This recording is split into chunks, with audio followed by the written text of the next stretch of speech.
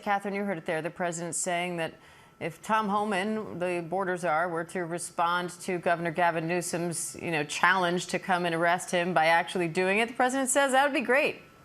That is what President Trump said in that gaggle with reporters there as he returned to the White House. And of course, those comments come, Diana, as you note, after Trump's border czar, Tom Homan, threatened to arrest Gavin Newsom and the mayor of L.A., Karen Bass. That was a reporter there asking specifically about those threats. Trump said, I think it's great. I think it would be a great thing, was what I heard him say. He then went into how he, according to Trump, likes Gavin Newsom. He thinks he's great, but also incompetent.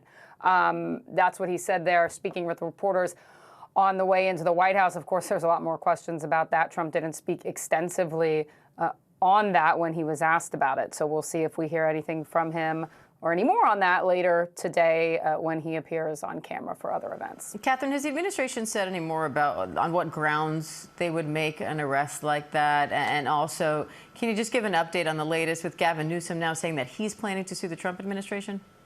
That's a good question, the legal grounds and how they would make those arrests. All I have really seen Tom Homan say is that he believes that Gavin Newsom and Karen Bass, if you will, crossed the line in terms of how, in the Trump administration's mind, they have reacted to these protests in L.A. And so, no, it's not totally clear, and that is something that they need to articulate if, in fact, that is something that's really on the table, which the president right there seemed to indicate that it was. In terms of that lawsuit that you mentioned, Gavin Newsom has threatened that lawsuit. That has to do, of course, with bringing the National Guard into California without, or calling up the National Guard in California without the approval of the state or the governor there. Gavin Newsom said that it was revealed that he had a call with Trump on Sunday. That was about a 40-minute call, and he said that that was never brought up, that Trump never brought up the fact that he was going to call up the National Guard and send them into California. It's something that Gavin Newsom has said the state hasn't wanted. He's resisted those calls. So there's a lot of clashing, of course, going on between the state and local leaders and the federal government. So we'll see what happens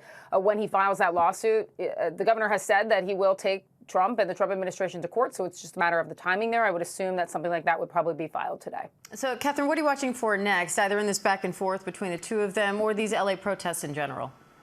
Yeah, I think it's more of this back and forth and this clash between the federal government and the state government, and how does Trump react going from here? We've talked a lot about whether he invokes the Insurrection Act. That's something to watch out for. How, if there are more military personnel, Marines that he sends into the city, all of that is something to watch. But really, I think what's in the spotlight, of course, is what's happening on the ground and our great reports from the ground and the visuals in terms of telling us the story of what's going on there. But how the local and state relationship with the federal government goes from here will be something to watch. All right, Catherine Falders, thank you.